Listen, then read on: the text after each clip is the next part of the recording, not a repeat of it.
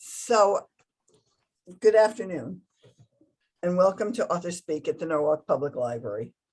Today we have Laurel Peterson, author of The Fallen, here with us. The Fallen is the second book in the Claire Montague series. Claire Montague is having dreams again, the kind that should steer her away from trouble, but always lead her to it. She survives a drive-by shooting that takes the life of a cop, but complicates her new romantic relationship with Police Chief Kyle. Her conservative Tony Town isn't thrilled to have an African-American chief or have him dating one of their own. The deeply hidden motives behind the shooting eventually lead Kyle and Clara to New Orleans. Will Clara's visions be enough to keep them safe from Kyle's past? Laurel S. Peterson is a professor of English at Norwalk Community College. Her poetry has been published in many small literary journals. She has 2 poetry chapbooks,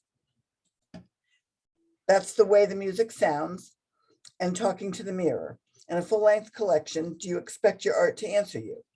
Futurecycle will also publish her second full-length collection, Daughter of Sky. She co-edited a collection of essays on women's justice titled Reinterpretations, The Shapes of Justice in Women's Experience, and wrote a mystery novel, Shadow Notes, which was released in 2016 and is being re-released by Woodhall Press in 2021. Her second mystery is The Fallen, and it was just released by Woodhall Press this September. She's on the editorial board of the literary magazine Inkwell and served as the town of Norwalk, Connecticut's poet laureate from April 2016 to April 2019. So please join me in welcoming Laurel Peterson to Author Speak. And I should have said this even before, there are copies of The Fallen. The library has copies of The Fallen, and we will be selling them if you're interested for $11. You can email me, cleahy@norwalkpl.org, and or give me a call, and we'll have the copies here at the library. So Laurel. Great, thanks. Thanks everyone for coming on this beautiful Saturday afternoon in the fall, where I'm sure you would all rather be outside doing something else. But so I'm really glad that you're here this afternoon. Cindy and the library, thank you so much for hosting me. I'm really glad to be here for Clara's second outing. You guys also hosted me for the first one, so it's nice to be back. I thought that I would read a little bit from the book, 2 different sections. The story this time out is told from 2 different points of view. It's told from Clara's point of view, but it's also told from Kyle's point of view, and Kyle is the Black police chief. I wanted to explore a little bit more of his story in this book, because I was really interested in him and in trying to figure out what that would be like to be him. And so I'm going to read a little from each voice today so that you get a feel for each of the characters. So Kyle has come north from New Orleans after Hurricane Katrina, and I'm sure you guys remember that there was a lot of sort of trauma in the police force right after the before the hurricane. A lot of the officers left town because they were afraid of the storm, and so the force was working with a limited number of people. And then after the storm, there was such an incredible divide between the people who were left in terms of race and access to services and access to healthcare, the pictures of people like sitting on bridges in wheelchairs, and it was just really traumatic and horrifying. And so I wanted to explore kind of what it would be like for someone who had been in that situation and then left, right? That trauma would all sort of still be living in him, and what would that mean for him? So I'm going to read a little bit from chapter 2, and then I'll go on from there. So this is Kyle's voice. Chief of Police Kyle DuPont had asked Clara to join him at Dominic Ofiero's house on a chilly mid-March morning. The boy had been moaning about some disease or other he couldn't identify on his roses. And while she was a landscape architect and not a landscaper, Kyle figured it was close enough.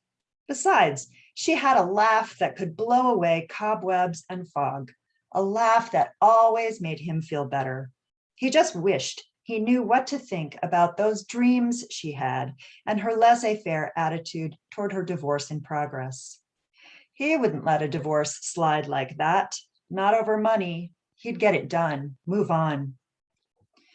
Dom was a nice kid, a compact Italian boy with bristly dark hair, and Kyle's first hire as police chief after he had moved to Connecticut from New Orleans about 4 months ago.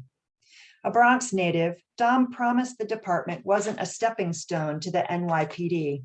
He said he liked smaller towns, and ones that paid well he liked even better. Besides, his father and sister had left the Bronx for Stanford, so this was close. Dom had rented a little house about 10 minutes from the police station, gotten permission to plant a few things, settled in with a good attitude. It always took a while for someone to prove himself, and Dom took a fair amount of hazing. Salt substituted for sugar in his coffee, gum on the seat in his cruiser, various unrepeatable nicknames. But it remained good-natured, and he managed pretty well, which made his insistence on this meeting, away from the office, a little strange. But even though Kyle had arrived first, Dom had just shaken his head when Kyle asked what was wrong.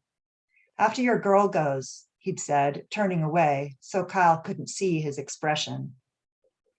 The hazing Kyle had gotten when he'd arrived had been far more subtle. Little tests of the authority a Black chief would wield over white officers in a predominantly white town. Delayed reports, slight pauses before answering, "Yes, sir." A few too many officers sick on the same day. He'd put paid to it quickly by demanding performance, but allowing his officers a lot of authority. He hated micromanagers and would be damned before he'd become one himself. As long as they acted with integrity, he could tolerate the other stuff, although some of the jokes had already started to get old. How long would it take before he had to assert his authority and risk alienating some of them? And why was that alienation always inevitable? He sighed, then turned as Clara, a good sport about the whole thing, spun her Porsche convertible into the driveway promptly at 11 o'clock. Showing off a little. The door opened and one red heel met the pavement, followed by the length of her in the beige Armani pantsuit he liked, and finally the second red heel. Her blonde hair was carefully twisted up to accentuate her sharp cheekbones and green eyes. Red lipstick matched the heels. The outfit cost more than Kyle made in 3 months. He still couldn't believe they were dating, if that's what one called having dinner with a married woman while an entire town looked on. A few months ago, when he'd first met her, she'd just returned home from 15 years abroad, where she'd gone after her father died. She'd come back because of a frightening dream her mother might die, and despite interfering in his investigation and nearly getting herself killed, had solved the mystery of her own painful upbringing. Now, she came to where they waited by the garage, watching two new mothers jog by with their kids in strollers. "Hey," she said, touching Kyle's arm. Shadows darkened the skin under her eyes. They'd been too busy to catch up with each other for a couple of days, and he wondered if things were difficult at work. He knew she felt overwhelmed taking over her late father's business.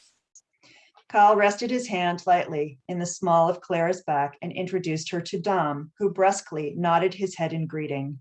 Did he feel awkward?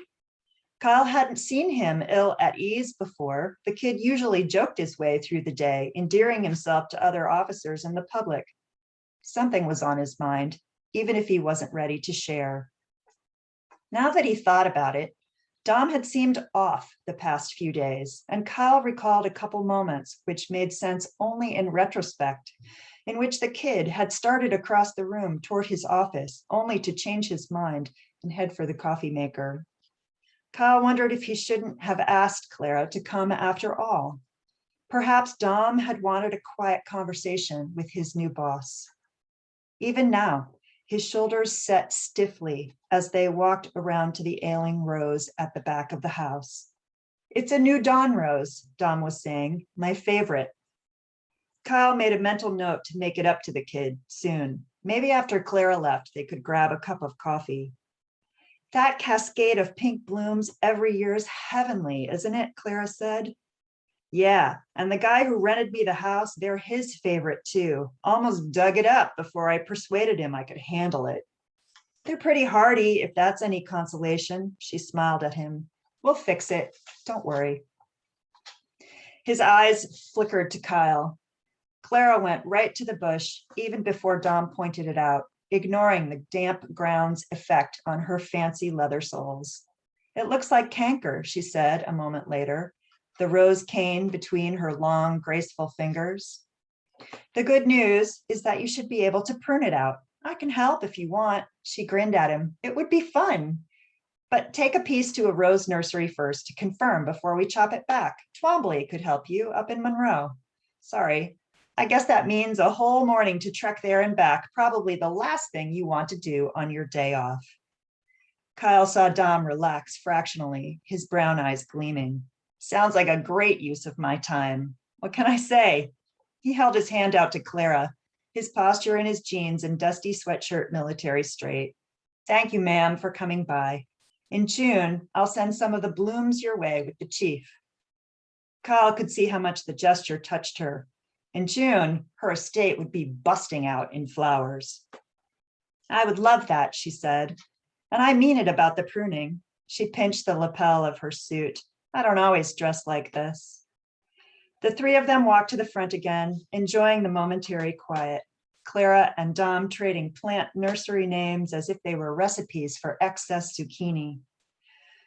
Dom came from a family of Italian gardeners, the kind throughout the New York outer boroughs, with little patches tucked behind their houses, using every available inch of dirt and sun to grow tomatoes, zucchini, broccoli rabe. He said he left the vegetables to his pops in favor of the flowers. When it got warmer, he said, potted geraniums in patience would flank the front door of the small cake. "I'll add more color," he said, "but I might have to put in a tomato or two by the garage if my Pops has his way." He ran his hand over the bristly hair. "Pops has his way a lot." Kyle was thinking that flower gardening would likely lengthen the period of Dom's hazing, although he'd known guys in the NOPD who knit in their spare time, straight guys who would beat you senseless if you suggested otherwise, when the car growled around the corner, squat and menacing. He'd heard sounds like that too many times when he was patrolling New Orleans, but he never thought he'd hear it here, in this town of rarefied greenery, long, graceful fences, and purring German machines. No one let their muffler drop off, although every once in a while some disaffected kid pulled it off his car for a couple of weeks until his father took the keys away and paid an expensive foreign car mechanic to return it to its proper place. This rumble wasn't like that. It wasn't about loud so much as it was about power. It wasn't a parade, it was a warning. The truck, a lowrider souped up with bright blue paint and shiny chrome wheels, slowed in front of the house. The car's darkened windows lowered a crack and a gun nozzle poked through. "Sir," yelled Dom, turning white. "Down," Kyle yelled, dropping to the ground and pulling Clara with him. Later, he would feel guilty for protecting her first, but it was instinct. Clara was a woman. Dom was police. He should have known what to do. Kyle heard the spatter of shots and a grunt. The revving of the car's engine, bullets thumped into the ground around them, pocking up divots of grass and puffs of dirt. He drew his weapon, twisted onto his stomach and aimed, but held off firing, wary of the neighborhood, the consequences. They let loose another volley. Dom groaned. The car disappeared around another bend. Kyle pressed Clara into the ground a moment longer to be sure the car was gone, suburban silence restored, then helped her to her feet, her perfect suit now smeared green and brown. You okay? I think so. Dirt smudged her pale face like a tear, but she seemed to move all right, and he couldn't see any blood. He holstered his gun and turned. Dom? Dominic! Dom lay in the middle of his perfect green lawn, blood pouring from a hole in his chest, eyes staring at the green canopy of trees. I'll leave you there. That's so wrong, isn't it? All right. So, clearly they call the EMTs and he goes to the hospital. And the second little piece that I'm going to read. Backtrack a little. After the shooting, Clara and Kyle go to the hospital, right, to follow up on what's happened to him. And there they meet Dom's father and his sister, Bianca. Dom's in surgery. And Clara notices, because she has this psychic ability, right, that Bianca's aura is off. And so she offers her help, thinking that Bianca might want somebody just to talk to, right? Because it's such a traumatic thing that she's going through. Bianca sort of brushes her off. And so the next day, Clara, who's feeling some post-traumatic stress, right, after being involved in this situation, goes to her office, and Bianca has shown up there with her little daughter. And so this scene, a little bit shorter than the last one, is a section in Clara's voice. When I opened my office door, I saw the child first, a little girl with pink barretted brown hair. She clung to Bianca's hand, her other arm wrapped tightly around a faded blue terry cloth bear. They turned from their huddle at the window, looking down from our 20th floor at the tiny cars and people on the street below. Even against the backlit window, I could still see Bianca's dark aura. How is Dom? I asked, tensing. Not so good. He's still in intensive care, and the doctors only say, wait and see. It's hard for my father. I nodded, but she was squeezing her hand into a fist, the knuckles whitening. I said, it's a first-rate hospital. They don't look very confident. They look tired and watchful. My friend. She keeps shaking her head. Bianca has a friend who's a nurse. The nurse I met, Layla. We got to know each other in nursing school. Is this your daughter? I squatted down at the little girl's level and asked if we could get either of them something to drink. Maybe some Coke for Therese? Bianca tilted her head at the child, who nodded shyly. It's a big treat. Shona, hovering in the doorway behind me, indicated she'd only be a moment and shut the door behind her. I gestured to the corner by the window where two couches fronted a long coffee table. Therese climbed up and tucked herself under her mother's arm. How old are you, Therese? She stared at me, clutching the bear. Bianca said, you can tell her. How old? Show her with your fingers. 3 tiny brown fingers unfolded from the safety of the bear and just as quickly disappeared again. 3, wow, that's pretty big. Who's your friend? Bianca laughed. He's Mr. Bear. Hard, no? That's a perfect name, I said. Easy to remember. I smiled at Therese, who hid her face. There was a tap at the door, and Shona slid in with a tray. On it rested 2 Cokes, 2 glasses of ice, and a mug of coffee doctored with cream and sugar. She'd even managed to find some chocolate cookies, probably from someone's luncheon hoard, maybe even her own. Thanks, Shona, that's perfect. I smiled at her, got a nod in return. Bianca cracked open one of the Cokes and poured a small amount for Therese. She handed her daughter the cup and watched to make sure none spilled on my black and white zebra coverings. I'm sorry for showing up like this. Not a problem. I picked up the coffee with my good hand, letting the silence settle.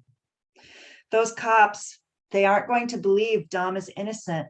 They're going to think this was retribution for something. She flapped her hand like a flag in the breeze.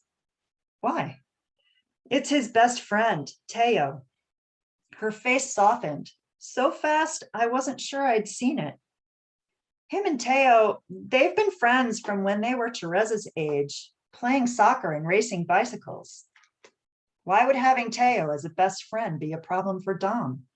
Bianca shook her head, and I felt frustration welled up. She'd come here. I had work to do. Was I supposed to magically intuit what she wanted? I took a breath. What was wrong with me today? It was like my nerves had been unsheathed and every stimulus tripped a reaction like a circuit breaker snapping off. You came here, Bianca. I can't help if I don't know what you need. The fist formed again. Sunset Boys. Which is what? Teo's new friends. What's wrong with Teo's new friends? Didn't Dom like them? Dom, he hates how they changed Teo, made him harder and angrier. What kind of people are his new friends? I was missing something. I just didn't know what. Teo, he just feels rage. My pops tried to help. Teo lived with us for a few months, but pops finally kicked him out. Those friends were his new family. I just wish it could be us. I know Dom wishes that too. She smoothed her daughter's hair back from her forehead, but the little girl flinched. This Teo, he's still around? He and Dom are in touch? They're friends. No, brothers. Therese looked up at her mother, held out her cup. Sure, baby. Bianca poured another breath of Coke over the ice. So what are you really worried about, Bianca? I want you to find out who shot my brother and why. Never mind that I didn't have the expertise. Kyle would never speak to me again if I agreed to help her. I hadn't really thought through what kind of help she might need. I'd assumed her aura was emotional pain. I could help with that, not with police business. But they were so intertwined that dealing with one meant dealing with the other. The police know you. The police will say it's just some gangbanger shooting. It slipped out before she could stop herself. She turned frightened eyes to me. Layla thinks I can trust you. You told her you'd help me. And my pops, he loves Dom. It would break his heart if he had to live with people believing he raised a dirty son. Her aura flared red like a corona around the sun. Did she really believe people would think Dom was involved with a gang? When Dom wakes up, he can speak for himself. Shouldn't we wait to hear what he has to say? She shook her head. I wondered what the doctors had told her. I had seen the blood pour out of Dom. I'd heard the rigid control in the EMT's voices, but it was impossible to tell who'd live and who wouldn't. I'm not sure what you think I can do. The police have resources and they know how to investigate. You solved a crime already. So she'd Googled me. Yes, but that was my family. And this is mine. She stood, her body straight and rigid. Is your family more important than mine? Therese whimpered and clambered to her knees on the couch, pulling at her mother's arm. That's not what I mean, but I didn't have time for this. I had a business to run, dreams to decode. My impatience reasserted itself, and I tried to shove it back down. I see this was a mistake. You don't want to help. Fine. She swept her daughter into her arms. I let her loom over me. All I meant was that I knew the people to talk to. I don't know your family or your connections. I gestured at my Chanel suit. I'd be completely out of context. It was clear from her expression that she didn't know what I meant by context, but she did understand my denial. The Sunset Boys, those are his friends. In Stamford, they are run by a rich businessman. They do nothing without his say-so. You have perfect, she waved her hand at my suit in a parody of my own gesture, context, to find out why he wanted my brother dead. Her aura darkened, crimson to garnet. I held my hands up in surrender, wincing as my wrist pinged a warning. Okay. I know my town's police chief. He was with me when Dom was shot. Let's start there. He can find out if Stamford police officers are looking at your brother's gang ties. If they are, we don't have to do anything. We can let them find the shooters. If not, then I'll see what I can find out for you, okay? Meanwhile, maybe Dom can answer all these questions himself. She nodded, her body still stiff. How can I get in touch with you? She clung to Therese and the little girl squirmed. To let you know what I find out. Oh, you got a piece of paper? I snagged a pad and a pen from my desk. She wrote her email address. No phone number? I don't want Pops knowing what I'm doing. He can't have me suspecting Dom too. He's not in such good health. The man I'd seen the day before looked robust to me. I wondered suddenly how much of her story and its accompanying drama had been concocted for my benefit. So that's it.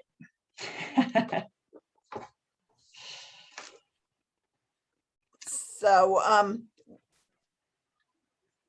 please, if anyone has any questions they'd like to have Laurel answer, or any comments about what you've heard now and what the story's about, please unmute yourself to ask the questions, or you can put it in the chat on the bottom.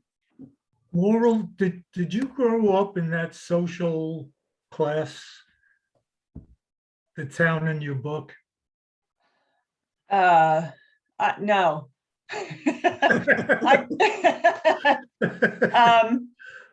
I grew up in Reading, which was a country town at the time. And the rich kids came from Easton to Barlow, which was a mixed school. So, you know, my dad was an airline pilot. We were, you know, middle class, upper middle class kind of thing. We traveled a lot. I had a lot of advantages because of that. But no, I mean, I'm not a Darien girl. You seem very comfortable writing in that setting. I watch people. But by the way, I've read about 90 pages of your first book, and if Clara happens to have a dream on where I left my Kindle, please contact me. I will pass that along to her. What made you put the in your books the psychic ability that Clara has, and using the auras, and where did that idea come from?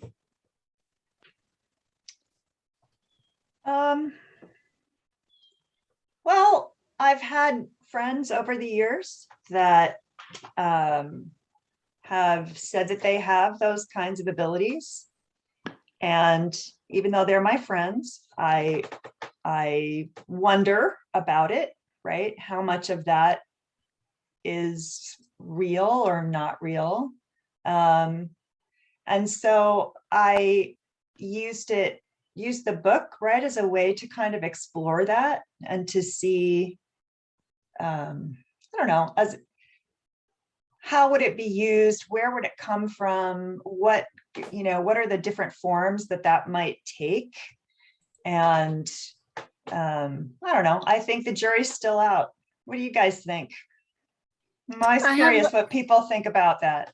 I have a comment. Excuse my camera for not working. That's all right. But I actually really enjoy books that have, the different viewings of characters. I feel like you can kind of see the depiction through their eyes in the different settings and chapters. And also, if you had chosen, were you thinking about choosing maybe another ability, or were you set on right away, like, oh, I want her to have psychic abilities? No, that was kind of foundational to her character. I wanted her to be able to, when you create an amateur detective, they've got to have something that sets them apart just a little bit, even if it's, sort of an intense curiosity about people around them. And so I had to come up with something that would give her some kind of advantage. And that seemed, given my interest, right, that seemed like a natural fit. Nice. I like that. Thanks for coming. Thank you for having me. Yeah.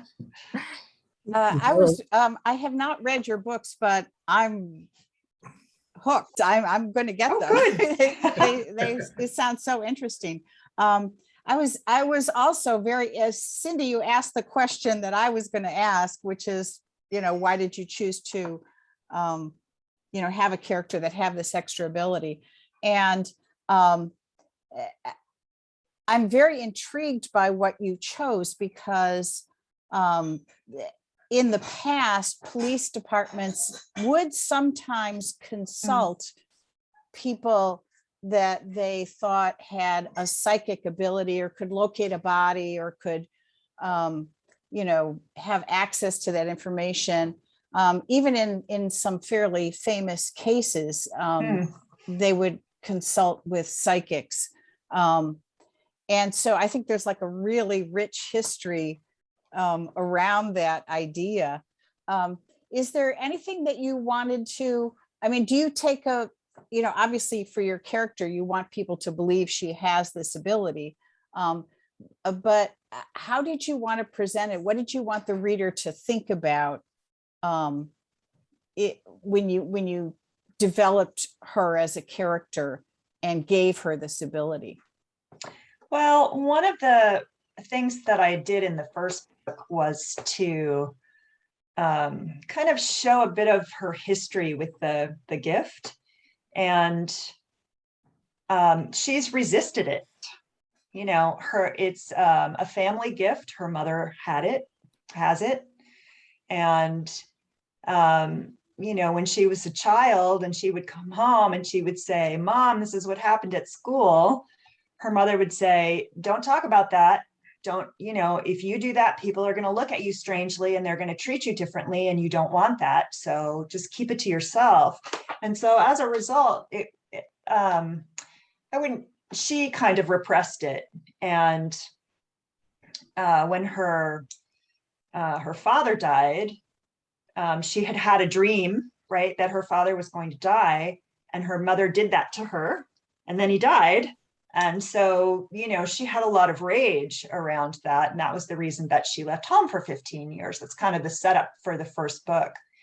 And so this has been a process for her of coming to trust that her gift is going to give her something that's useful, that she can believe what the dreams are saying, and that she can trust herself to allow it to give her information without being afraid of it, And so I think for me, that growth process is what's interesting to me about her, is to kind of see how she adjusts. There is a question in the chat. Patricia Boyd has asked, does your writing inspiration come from listening and observing other people? And she also had a follow-up, and she wants to know whether it's difficult to be an author and a professor. Okay. Yeah, I get a lot of inspiration from listening and observing people. I love to watch people, and that's been a terrible thing about COVID, right? You can't just go to the coffee shop and eavesdrop anymore, because nobody's there, right? That's really hard. And people say weird things, right? They do really strange things, and it's kind of fun to observe them. And I think that's part of the fun about travel too, right? Is that you get to watch a variety of people in all these different cultures and situations. But even, I tell a story, Stuart, this kind of goes back to your question. I tell a story about going to the Whole Foods in Greenwich, which is really dangerous, by the way. Those women, they're a little crazy. They come after you with their carts in the parking lot if you don't get out of the way fast enough. So, you got to watch out. So I think just watching things like that, I find a lot of inspiration from that. And yeah, it is hard to be an author and a professor. It's there's a lot of conflict in terms of time and energy. I do most of my writing in the summer because I I'm grading papers for the rest of the year. And, but it also affords me a flexibility that I wouldn't get in a regular 9 to 5 kind of job. I don't have to commute very far, and I don't, if I want to take an afternoon to work on a piece of writing, I can do that and put the papers aside, because the papers will always be there, coming for me. So yeah, but there's an advantage to it, but sure, of course, it's always a challenge, right? To balance anything in our lives like that. Thank you. Thank you. Yeah. Laurel, as a poet first, what motivated you to want to go into prose, and how do you feel about the transition? Did it come easily, or?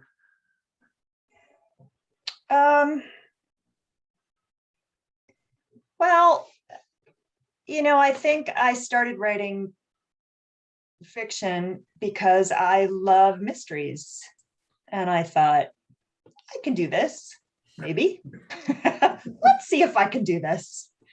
And so that's really what it was. And Stuart, I got to tell you, I've got 2 really crappy ones in the drawer, So it can take a while to figure out what you're doing when you are writing something, and to figure out your character and to figure out structure, So for any of you out there who want to write, right, you just got to keep at it. If the first one or the second one, or the first and the second and the third, right, don't really work out the way you want them to, I think that's part of it. By the way, Bette also is a published author. I don't know if you two Yes, know. she is. Her second book just came out. Right. Yes. Bette, what's the name of your second book? Well, the second book is called Fear Itself. That's and it. The words taken from FDR's inaugural address. The first book, The Better Angels, the words taken from Lincoln's inaugural address. So you can tell the time period that it focuses on. Yeah, cool. Congratulations. That's Thank you. exciting. Laurel, I was really interested when you were talking about being a professor and being an author, because I think, there are disadvantages. The biggest one I would think would be time. I was still teaching when I started my first one, and time is like, there's never enough time. But I also found, and I'm interested to hear your thoughts, that all of a sudden you can relate to students in a different way, because if you ask them to write something, they know that you write as well, and that you struggle with that as well, and you work to produce something that's interesting as well. And I would just be interested to hear like what your students think about it, and if you find that special kind of connection that you get as a writer and as a teacher. Yeah, I think that my relationship, I've written all during my my teaching years, but I think that my relationship with my students changed dramatically when I became Poet Laureate. And it was suddenly a public role that I had taken, that they went, oh, okay, she's legit. There was that thing that happened. And, even with the publications before that, they're, yeah. That shifted things a little bit. And, but I think it does make a difference. They realize that you're serious about what you're doing. But I don't know, one of my students is here. Cristina, you want to answer Betty's question? Well, I was your student when you had already commenced your position as Poet Laureate, so I don't have much insight on how other students viewed you before taking this very public position. All I can say is that having you in a public role was an indicator that yes, this is a professor who gets it, that is currently in the literary scene that knows what discussions are being held, either in poetry and in prose, because by that time I remember that you had already announced that you had published your first book of Claire Montague. So at least to me, it was beneficial since I took both your poetry and your fiction classes. So it was good to know that you're a professor and could certify that you are doing this and know how you're doing this and are able to teach what are some ways that writing can be done. So I think that, yes, your position as poet laureate was very beneficial to that sense of security and confidence that students always look for in teachers and professors. They always want to feel that, yes, we're learning from someone who is currently in. So that's my insight as a student, which I really I could really say that. And when I was at NCC, I was always trying to see in my professors what I can learn from them and from you. Not only what I can learn from you, but I looked up to you and your writing style and to all of the events that you invited us, your students, to go to that we otherwise might not have known about. You are an example to follow in that sense.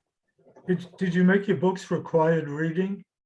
Did I what? Make all your books required reading for your courses? Oh, no. No. No.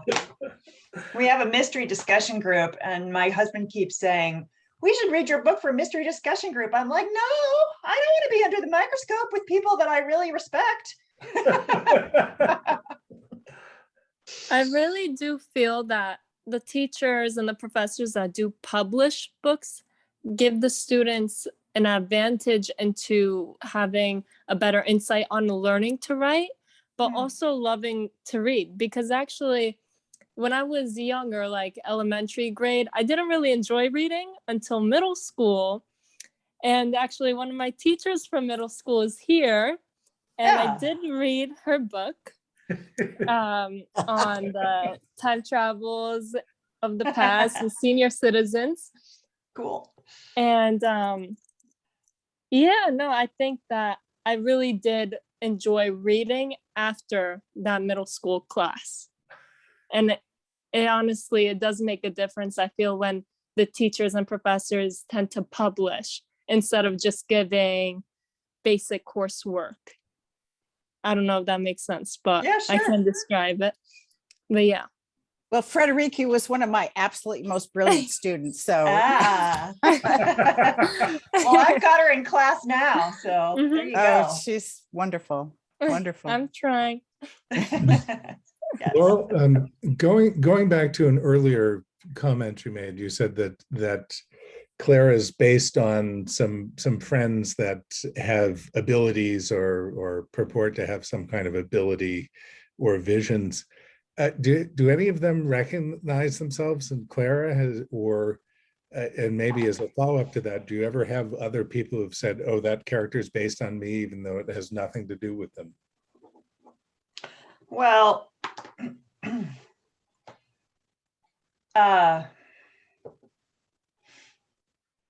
no, the friends don't recognize themselves in Clara. Anne Lamott said that, you know, there are people who will always see themselves in your book, whether or not they are there. Mm-hmm. And there are people who will never see themselves in your book, whether or not they are there. So, you know, I don't think that I have made Clara specific enough to anyone. Mm-hmm. I hope, you know, to risk that. That's the goal, at least. Yeah, no, I think, you know, back to your Lamont comment, you know, people always think, oh, you know, I must be in your book, or this is based on me, just because they're reading it in, usually when they're not. So Yeah. But again, Clara's ability seems unusual, but I just wondered. So, or maybe they haven't read it, or maybe they've had visions about reading it. Yeah, maybe they haven't read it.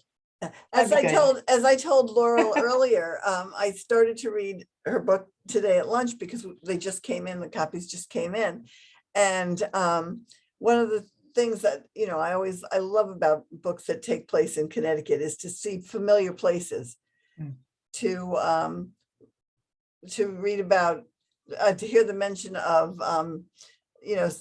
some of the nurseries around here, Gilberti's and Reynolds Farms, and different places that are real places that we recognize and see all the time. Yeah, and I was telling Cindy that I had I put Pasquale's in. If you guys know Pasquale's in Norwalk, it's a great Italian restaurant. And then a friend of mine told me a couple of weeks ago that Pasquale is thinking of retiring, which is very depressing. I'm like, no, man, you can't go. You're in my book. So, Well, go ahead. I finished the book and I loved it. I really loved the ending. Great Great. cover, by the way. Love the cover. Yes, beautiful. I Thank you, Chris. especially enjoyed the discussion of race and privilege and kind of tentatively working her way through these issues. I'm curious if you had a diversity reader or thought about having a diversity reader to kind of give you any insight on what you might have gotten right or wrong. Yeah, so I was concerned about writing a Black character, right? Especially with where we are now and the ideas of cultural appropriation that are out there. I think that white writers have to be really careful about what they do. And so, yeah, I thought about that a lot. And at the same time, I really wanted to look at issues of race in Fairfield County. And I wanted to step into a Black voice to push myself, right? I think that one of the ways to understand something is to try to step into it and to imagine as fully as you can what that experience is like. And so fiction seems like a really good way to do that to me. My first publisher, who went out of business, read this book, and the woman who had edited the first one was a Native American, and she read it for that. And she was very positive about the way in which I had presented race in the book and dealt with some of those issues, which gave me a lot of confidence about what I've done. But I'll be interested to hear from other readers if I've gotten it right. I think there may be a lot of conversation around that. Certainly there is in, the public discourse overall. And so I think having someone read it for that is a good thing to do if we can. I'm not going to get it all right. Somebody's going to tell me where I've screwed up, I'm sure, and fine, that's good. Then I'm going to learn from that. And that's part of what I want.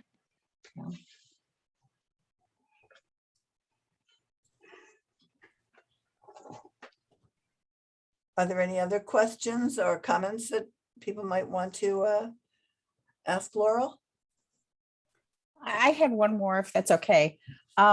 When you chose to have a main character with a special power, I'm sure that there isn't like a scientific list of what happens to you if you can see into the future.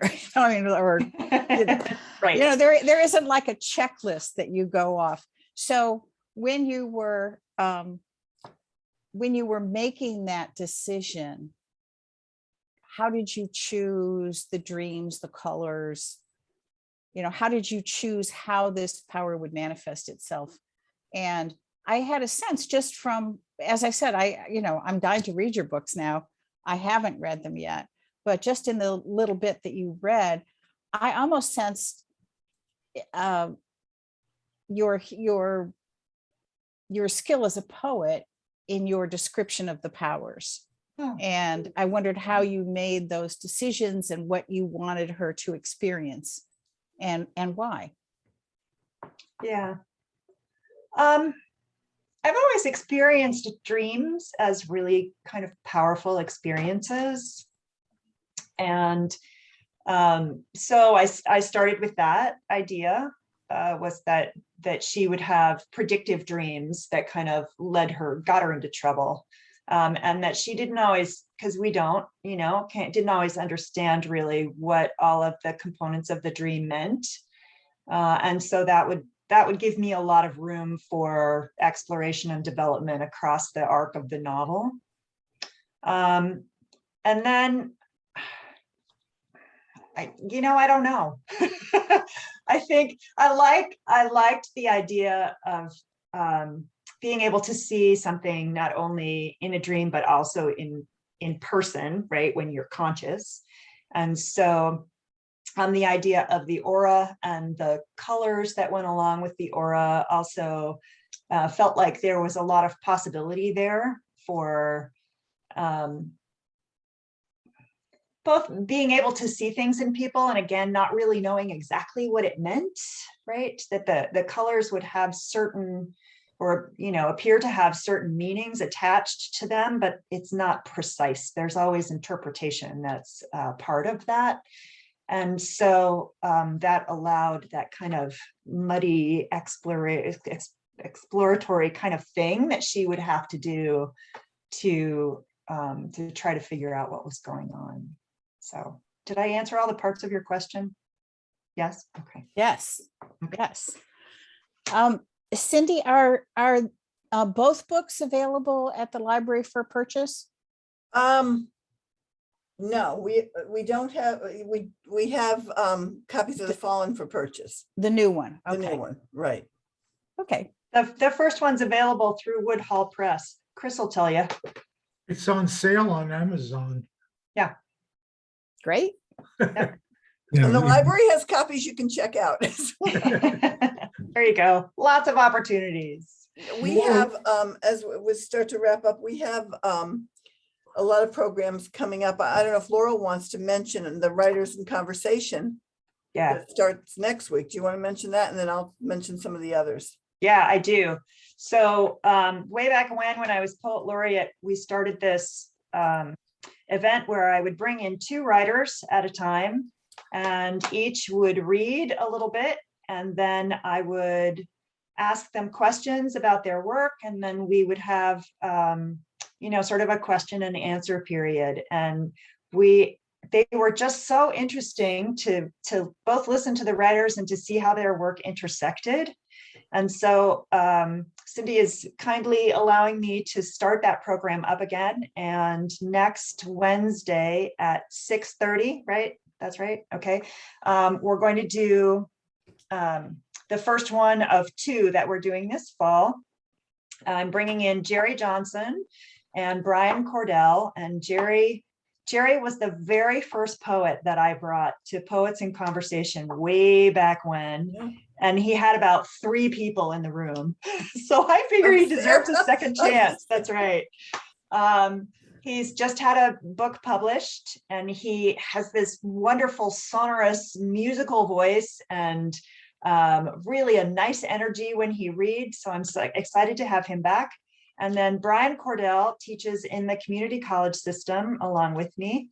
And his chapbook is also based on music, on different musicians and their ideas and their approaches and all that kind of stuff. So they're the first 2, and that's next Wednesday. So if you want to come, I would love to see you there.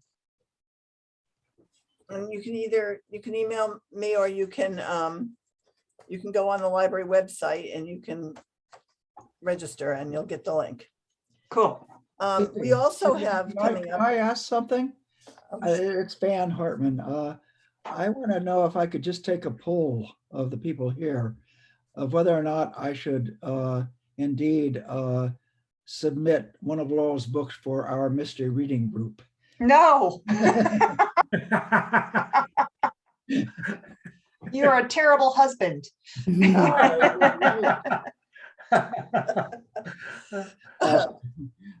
I know who has the authority on that question, so.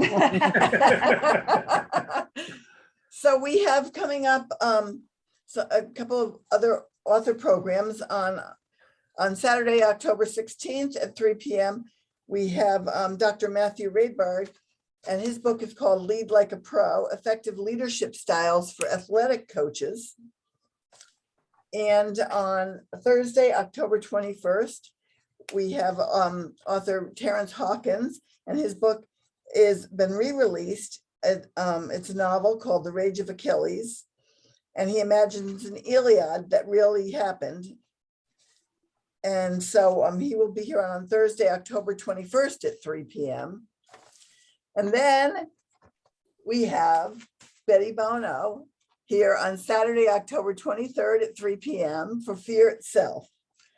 And we also have on Saturday, November 6th at 3 p.m., author Barbara Ballinger and Margaret Crane, two of them on Zoom, and their book is called Not Dead Yet. That's And provocative. it's actually nonfiction, and Okay. it's about older women Ah, and how they're seen in the culture. So cool. that should be interesting. Yeah. And then, of course, we're going to follow that up in November with our Indie Author Day. Well, Indie Author more than a day, because it's 2 days this year, but we'll be having programs for probably the whole week. And I'm working out a schedule for that. So I want to thank everybody, and thank you, Laurel. This has been wonderful. Yeah, good. Well, thank you so much for having me. Thank I'm you really so much. pleased to be here. Yeah. Thank you Before guys we for quit, coming. I'd like to say, thank both Laurel and Bette for really motivating me to get out and get started on writing something. All And then right. we'll have an author speak for you, Stuart. That's right. Yay. That's great. No, I think Laurel's going to rate my book X. You got to do it yourself, man.